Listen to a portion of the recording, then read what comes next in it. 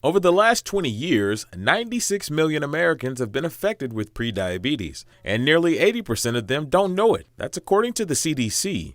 But what's the difference between prediabetes and diabetes? Prediabetes means that it's kind of some red flags that our pancreas is not working just like it needs to. And diabetes, we go ahead and categorize as that it's a higher amount of A1C or glucose within our blood. Prediabetes is a serious condition that often goes untreated. Because of this, it often progresses into type 2 diabetes. Type 2 diabetics oftentimes are making large amounts of insulin, abnormally large amounts of insulin. And over time, the cells in their body and muscles and other tissues, they become more resistant to the effects of insulin. Both Ost and Dr. Young say symptoms of prediabetes can be few, if any, which further stresses the need to get screened. As for diabetic symptoms, But the symptoms you might feel could include a lack of hunger, like you are always hungry, like you eat and then you continue to get hungry.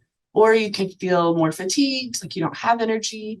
You could feel like you need to go to the bathroom more often. You could be really thirsty. with Thanksgiving coming next week, a lot of sweet, savory, and sugary foods will make their way to the dinner table for you to gobble up. Keeping the portions under control, trying as much as you can to get things that are green, healthy greens like, spinach things, ideally not lathered in casserole, like in people that are physically capable of this, for them to exercise in a way that does those things for more than 150 minutes over the span of a week. In Amarillo, Rochelle Hamilton Jr., KAMR, Local 4 News.